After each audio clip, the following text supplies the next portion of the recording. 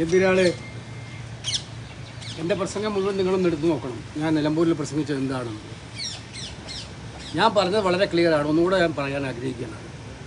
ഉമ്മൻചാണ്ടി സർക്കാരിൻ്റെ കാലത്ത് ഇപ്പോൾ പാവപ്പെട്ട ഒരു കർഷക തൊഴിലാളിയോ കയർ തൊഴിലാളിയോ കശുവണ്ടി തൊഴിലാളിയോ അവർക്ക് കിട്ടുന്ന നാമമാത്രമായ പെൻഷൻ, അവരുടെ എത്രയോ വർഷങ്ങൾ അവർ കഠിനാധ്വാനം ചെയ്ത് പിരിഞ്ഞു കഴിഞ്ഞാൽ കിട്ടുന്ന വയസ്സുകാലത്ത് കിട്ടുന്ന പെൻഷൻ ഉണ്ടാവും. ആ പെൻഷൻ്റെ കൂടെ വാർദ്ധക്യകാല പെൻഷൻ്റെ അവർക്ക് ആനുകൂല്യം അതും കൂടെ കിട്ടും. രണ്ടും കൂടെ കൂടിയാലും 1500 രൂപയെ വരത്തുള്ളൂ. ആ പെൻഷൻ മൾട്ടിപ്പിൾ പെൻഷൻ കിട്ടിക്കൊണ്ടിരുന്ന പാവപ്പെട്ടവരായവരാണ്. അവരെല്ലാം പാവപ്പെട്ടവരാണ്. അത് പെൻഷൻ പരിഷ്കരണം എന്ന് പറഞ്ഞ് അതിനെ ഒന്നാക്കി മാറ്റി ഒരു പെൻഷൻ, എന്നിട്ട് 1000 രൂപയാക്കി കൊടുത്തു. എന്തിനാണ് 1000 രൂപയ്ക്ക് കൊടുത്തത്? ഞങ്ങൾ കൃത്യമായിട്ട് പെൻഷൻ കൊടുക്കും. പ്രകടന പത്രികയിൽ അവരുടെ വാഗ്ദാനമായിരുന്നു എല്ലാ മാസവും കൃത്യമായിട്ട് പെൻഷൻ കൊടുത്തിരിക്കും. കഴിഞ്ഞ ലോക്സഭാ തെരഞ്ഞെടുപ്പിൻ്റെ കാലത്താണ് 6-7 മാസം, ഞാൻ സ്ഥാനാർത്ഥിയായിരുന്നല്ലോ, 6-7 മാസത്തെ കുടിശ്ശികയുടെ 2 കുടിശ്ശിക തിരഞ്ഞെടുപ്പിൻ്റെ തൊട്ട് മുൻപ് കൊടുത്തത്. ഇപ്പോൾ ഏപ്രിൽ മാസം 24-ാം തീയതിയാണ് ഈ പുതിയ ഒരു കുടിശ്ശികയുടെ ഓർഡർ കേരള ധനകാര്യമന്ത്രിയുടെ ഉത്തരവ്. അതിൽ തന്നെ പറയുന്നു 1 മാസത്തെ കുടിശ്ശിക ഇതിൻ്റെ കൂടെ കൊടുക്കുന്നു.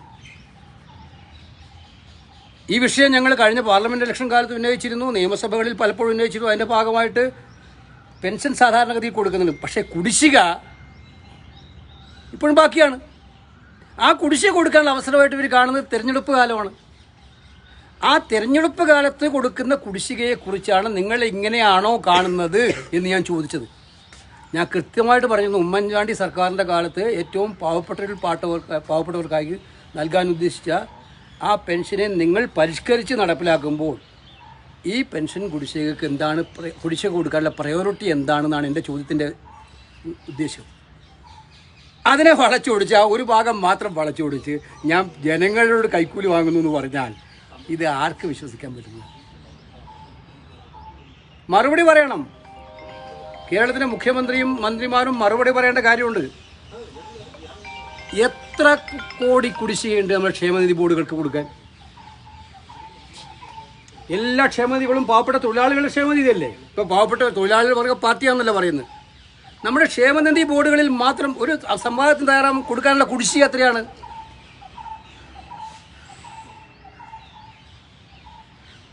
തയ്യൽ തൊഴിലാളി ക്ഷേമനിധി ബോർഡ്, കെട്ടിട നിർമ്മാണ തൊഴിലാളി ക്ഷേമനിധി ബോർഡ്, എല്ലാത്തിനും കുടിശ്ശികയല്ലേ?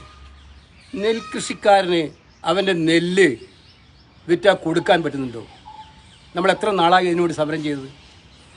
നെൽകാർഷിക എന്തിനേറെ പറഞ്ഞ് മൃഗങ്ങൾ കൊന്ന് മനുഷ്യന്മാരുടെ നഷ്ടപരിഹാരം പ്രഖ്യാപിച്ച നഷ്ടപരിഹാരത്തിന് സമയത്തിന് കൊടുക്കാൻ ഇവർ തയ്യാറാവുണ്ട്. ഒരുപാട് ഫോർമാലിറ്റീസ് ഉണ്ടാക്കി അത് സമയത്തിന് കൊടുക്കുന്നുണ്ടോ? അപ്പോൾ ഇത് സർക്കാരിൻ്റെ കെടുകാര്യസ്ഥത. സാമ്പത്തിക രംഗത്ത് അവർക്കുള്ള പ്രയോറിറ്റി വേറെ ചില കാര്യങ്ങളാണ്. സർക്കാരിൻ്റെ PR-ന് ഒരു ബുദ്ധിമുട്ടുമില്ല. അതിന് പണം ഇഷ്ടം പോലെ ഉണ്ട്. എല്ലാ ദിവസവും മുഖ്യമന്ത്രിയുടെ പടം വെച്ച വാർത്തകൾ എല്ലാ ദിവസവും കാണാനുണ്ട്. അതിന് പണത്തിന് ബുദ്ധിമുട്ടില്ല. അപ്പോൾ ഇത് ചൂണ്ടിക്കാണിച്ചതിനെ അവർക്ക് ജാള്യത ഉണ്ടായതിന് പുറത്ത് ചോദിച്ച ചോദ്യങ്ങളാണ്. ഈ ചോദ്യങ്ങൾ ഞങ്ങൾ ചോദിച്ചുകൊണ്ടേയിരിക്കും. അവർ മറുപടി പറയണം. ഒരു നിയോജക മണ്ഡലത്തിലൂടെ 40,000 പേരെങ്കിലും പെൻഷൻ വാങ്ങുന്നവരുണ്ട്. ഈ 66 ലക്ഷം എന്നെടുക്കുമ്പോൾ. അപ്പോൾ നിലമ്പൂരിൽ ഇതുപോലെ 40,000-നും 50,000-നും ആൾക്കാരുണ്ട്. ഇതൊരു വോട്ടിങ്ങിൽ കേസിയുടെ പ്രസ്താവന തിരിച്ചടിയാകും എന്ന് പ്രതീക്ഷിക്കുന്നുണ്ടോ? ഞാൻ പറഞ്ഞ കൃത്യമാണല്ലോ. ഞാൻ പറഞ്ഞ അവർക്ക് കിട്ടേണ്ടത് അവരുടെ അർഹതയാണ്. അവർക്ക് അർഹമായിട്ടുള്ള പെൻഷനാണ്. അവർക്ക് സമയത്തിന് കിട്ടണം. അതിനു വേണ്ടിയിട്ടാണ് ഞാൻ വാദിച്ചത്. അല്ല, KN ബാലഗോപാൽ പറയുന്നു. പിന്നെ MV ഗോവിന്ദൻ പ്രകടനവും നടത്തി നിലമ്പൂരിൽ. അതൊക്കെ നടത്തിക്കോട്ടെ. നിലമ്പൂരിൻ്റെ കാര്യത്തിൽ നിങ്ങൾക്ക് വല്ല ആശങ്കയുണ്ട്? എഴുതി വച്ചു. റെക്കോർഡ് ഭൂരിപക്ഷത്തോടെ നിലമ്പൂരിൽ ആര്യാടൻ ഷൗക്കത്ത് MLA ആയിരിക്കും. ഈ 19-ാം തീയതി കഴിഞ്ഞ് 23-ാം തീയതി കാര്യമല്ലേ അത്രേ ഉള്ളൂ. 19 ദിവസത്തെ കാര്യമല്ലേ ഉള്ളൂ. അതുകൊണ്ട് അതിനകത്തൊന്നും ഒരു വേവലാതിയും വേണ്ട. ഇതൊക്കെ പാവപ്പെട്ടവർക്ക് വേണ്ടി കാര്യങ്ങൾ പറയുമ്പോൾ അത് തിരിച്ചടിയാവുന്ന ആരെങ്കിലും ധരിക്കുന്നുണ്ടെങ്കിൽ ഞങ്ങൾ അങ്ങനെ ധരിക്കുന്നവരല്ല. പാവപ്പെട്ടവരുടെ പ്രശ്നങ്ങൾ ഉയർത്തിക്കൊണ്ട് തന്നെയാണ്, സാധാരണ ജനങ്ങൾ അനുഭവിക്കുന്ന ദുരിതം ഉയർത്തിക്കൊണ്ട് തന്നെയാണ് ഈ പ്രശ്നം ഞങ്ങൾ പറയാൻ വേണ്ടി പോകുന്നത്. ഇത് മാത്രമല്ലല്ലോ പറഞ്ഞത്. മാൻ ആനിമൽ കോൺഫ്ലിക്റ്റ് പറഞ്ഞിരുന്നു. ദേശീയപാതയിലെ ഏറ്റവും വലിയ അഴിമതി പറഞ്ഞിരുന്നു. മുഖ്യമന്ത്രി അവിടെ പോയിട്ട് സന്ദർശിക്കാത്ത കാര്യം പറഞ്ഞിരുന്നു. ആശാപ്രവർത്തകന്മാർ സമരം നടത്തിയപ്പോൾ അവർ ബക്കറ്റ് പിരിച്ചിട്ടാണ് നടത്തുന്നതെന്ന് പറഞ്ഞു അധിക്ഷേപിച്ചവർക്ക് നിങ്ങൾ ആ ചോദ്യം അവരോട് ചോദിക്കേണ്ടതല്ലേ ഈ ചോദ്യം? ആശാപ്രവർത്തകർ പാവപ്പെട്ടവർ പാട്ട കുലുക്കിയിട്ടാണ് അവര് സമരം നടത്തുന്നത്. അതിന് വേണ്ടിയിട്ടാണ് പാട്ട് പിരിവിന് വേണ്ടിയിട്ടാണ് സമരം നടത്തുന്നതെന്ന് പറഞ്ഞ് ആക്ഷേപിച്ചവര് എന്തെല്ലാം ആക്ഷേപം നടത്തിയത് ആശാപ്രവർത്തകന്മാർക്കെതിരായിട്ട്. എന്നിട്ട് അവർ എന്നെ കുറിച്ചാണ് ഇത് പറയുന്നത്. അല്ല, ഈ നിലമ്പൂരിൽ പ്രധാന പ്രചരണ ആയുധമാക്കി KCയുടെ കുഴപ്പമില്ല. അതിപ്പോ നിങ്ങൾ ചർച്ച ചെയ്ത യാത്ര ഞാൻ കണ്ടിരുന്നു. അത് കണ്ടിരുന്നു. ആ സ്പോൺസേർഡ് ചർച്ച അതിലത്തെ ഞാൻ പറഞ്ഞത് എൻ്റെ പ്രസംഗം എടുത്ത് നോക്കിയിട്ട് പറയണം. എൻ്റെ പ്രസംഗം എന്താണെന്ന് നോക്കിയിട്ട് പറയണം. എൻ്റെ പ്രസംഗത്തിലെ എല്ലാ വാചകവും എടുത്തിട്ട് ഒന്ന് നോക്കുക. ആ വാചകത്തിൽ എവിടെയെങ്കിലും ഉണ്ടെങ്കിൽ നിങ്ങൾ അതിനൊന്ന് വിശകലനം ചെയ്യും. ഈ പറഞ്ഞതിനകത്ത് ഞാൻ പറഞ്ഞ ഇതാണ്, തെരഞ്ഞെടുപ്പ് കാലത്ത് തൊട്ട് മുമ്പായി കുടിശ്ശിക തെരഞ്ഞെടുപ്പിന് തൊട്ട് മുമ്പായി വിതരണം ചെയ്യുന്ന കാര്യത്തെക്കുറിച്ച് സർക്കാർ ഉദ്ദേശിക്കുന്ന കാര്യമാണ് ഞാൻ പറഞ്ഞത്, അല്ലാണ്ട് പാവപ്പെട്ട ജനങ്ങളെയല്ല. അത് ജനങ്ങളുടെ തലയിലേക്ക് കെട്ടിവെച്ചിട്ട് തങ്ങളുടെ കഴിവുകേടും തങ്ങളുടെ കെടുകാര്യസ്ഥതയും ന്യായീകരിക്കാൻ വേണ്ടി എൻ്റെ തലയിലോട്ട് കയറിയാൽ കയറിക്കോ, തിരിച്ചു ഞങ്ങളും പറയും. മലപ്പുറത്ത് +1 സീറ്റ് വലിയ പ്രതിസന്ധിയിലാണ്. അല്ല, മലപ്പുറം ആ കാര്യത്തിനത്തെ മറുപടി പറയാത്തത്? മലപ്പുറം ജില്ലയോട് കാണിച്ച ഏറ്റവും വലിയ വഞ്ചനയല്ലേ, ചതിയല്ലേ? നിങ്ങളെല്ലാം ഡൽഹി മാധ്യമ പ്രവർത്തകരല്ലേ? നിങ്ങളെല്ലാം അന്ന് റിപ്പോർട്ട് ചെയ്തവരല്ലേ? ഡൽഹി മാധ്യമ പ്രവർത്തകരാണല്ലോ. ഒരു ജില്ലയിൽ കണക്ക് മാത്രം പറയുക, ആ ജില്ലയിലെ കണക്ക്, എല്ലാ ജില്ലയിലെ കണക്ക് പറഞ്ഞതിൻ്റെ കൂടെ അതും പറഞ്ഞാൽ ഒരു കുഴപ്പമില്ല. ഒരു ജില്ലയിലെ കണക്ക് മാത്രം എടുത്ത് കാണിക്കുക, എന്നിട്ട് ഇതെല്ലാം ദേശവിരുദ്ധത്തിന് വരുന്ന പണമാണെന്ന് പറയുക. ഏത് തെളിവാണുള്ളത് സർക്കാരിൻ്റെ കയ്യിൽ? എന്ത് തെളിവിൻ്റെ അടിസ്ഥാനത്തിൽ അത് പറഞ്ഞത്? എന്നിട്ട് പിന്നെ വിവാദമായപ്പോൾ അത് PR-ൻ്റെ ആണെന്ന് പറഞ്ഞിട്ട് PR കൊടുത്താണെന്ന്. ഏത് PR? ആരേൽപ്പിച്ച PR-ആണ്? താങ്കളിപ്പോൾ ചോദിച്ച ചോദ്യം തന്നെ. +2 ഞാൻ അന്വേഷിച്ചപ്പോൾ ആവശ്യത്തിന് +2 സീറ്റുകൾ, ചില സ്ഥലത്ത് +2 സീറ്റുകൾ അധികമാണ്. മലപ്പുറത്ത് ആവശ്യത്തിന് +2 സീറ്റുകളില്ല. ഇപ്പോൾ പറയുന്നത് എന്താ വെച്ചാൽ അൺഎയ്ഡഡ് സ്ഥാപനങ്ങളിലെ സീറ്റുകളടക്കം കൂട്ടിയിട്ടാണ് +2 സീറ്റുകൾ ഉണ്ടെന്ന് പറഞ്ഞത്. അൺഎയ്ഡഡ് സ്ഥാപനങ്ങളിലെ ഫീസ് ആരാ കൊടുക്കുക? പാവപ്പെട്ടവരെങ്ങനെ കൊടുക്കുക? പാവപ്പെട്ട കുട്ടികൾ എങ്ങനെ പഠിക്കും? അത് ചർച്ച ചെയ്യട്ടെ. ഈ സർക്കാരിനോട് ഞാൻ ഒരു കാര്യം ചോദിച്ചോട്ടെ, നേരെ നിന്ന് ഇവിടെ ചോദിക്കാൻ പറ്റുന്നുണ്ട്. നിങ്ങൾ തമിഴ്നാട് മുഖ്യമന്ത്രി സ്റ്റാലിൻ്റെ പ്രസ്താവന കണ്ടിരുന്നു കഴിഞ്ഞ ദിവസത്തെ? എത്ര ആർജവത്തോടെയാണ്, എത്ര തൻ്റെയിടത്തോടെയാണ് അമിത്ഷായ്ക്കെതിരെയും പ്രധാനമന്ത്രിക്കെതിരെയും ചോദ്യം ചോദിച്ചത്. കർണാടക മുഖ്യമന്ത്രി ചോദിക്കുന്ന ചോദ്യം, തെലങ്കാന മുഖ്യമന്ത്രി ചോദിക്കുന്നത്.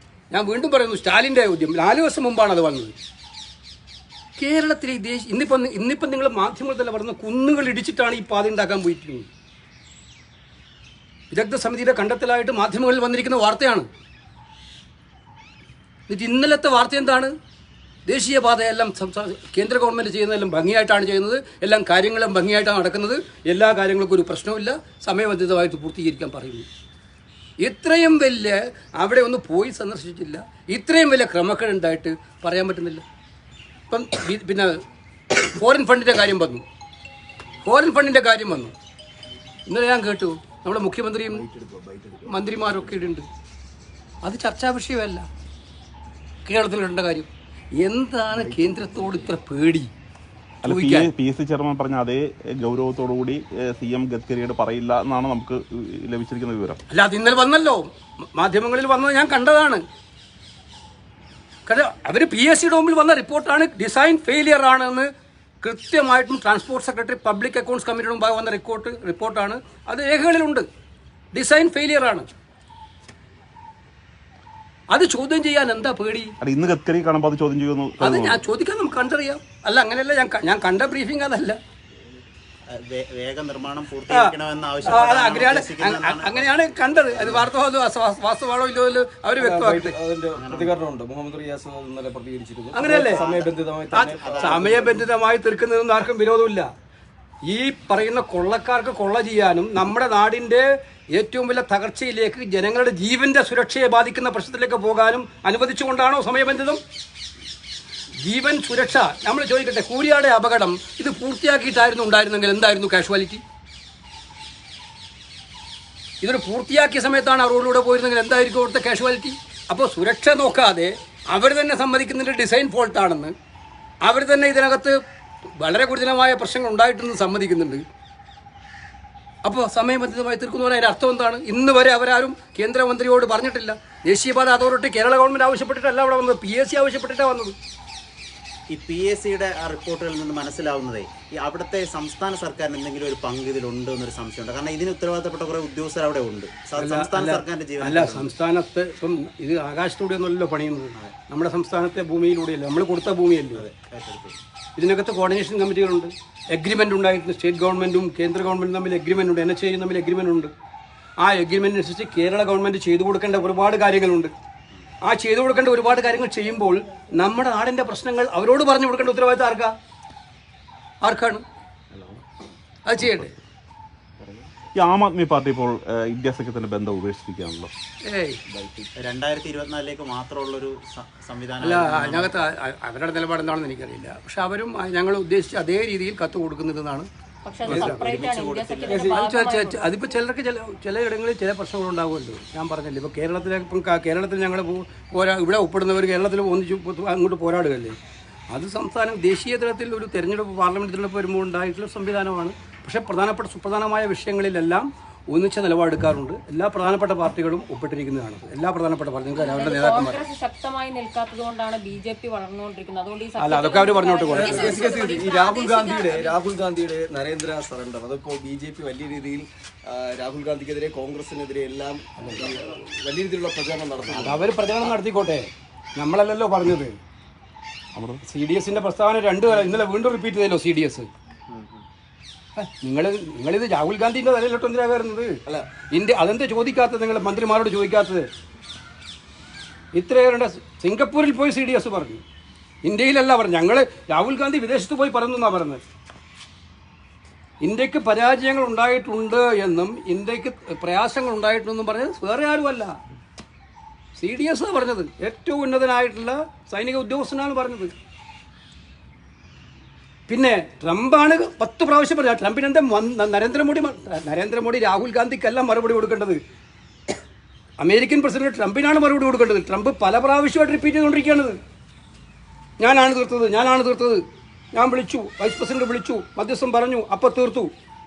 ഇത് ട്രംപല്ല പറഞ്ഞത്, രാഹുൽ ഗാന്ധിയാണോ പറഞ്ഞത്? രാഹുൽ ഗാന്ധി ട്രംപ് പറഞ്ഞ കാര്യമാണ് പറഞ്ഞത്. പക്ഷെ തേർഡ് പാർട്ടി ഇല്ലെന്ന് സർക്കാർ പറയുന്നു. സംഘത്തിൽ പോയ ശശി തരൂരും അത് പറയുകയാണ്. സർക്കാർ പറഞ്ഞാലും സർക്കാരിനോട് ഞാൻ വിദേശകാര്യ സ്റ്റാൻഡിംഗ് കൺസൾട്ടേറ്റീവ് കമ്മിറ്റിയിൽ ചോദിച്ചിട്ടുണ്ട്.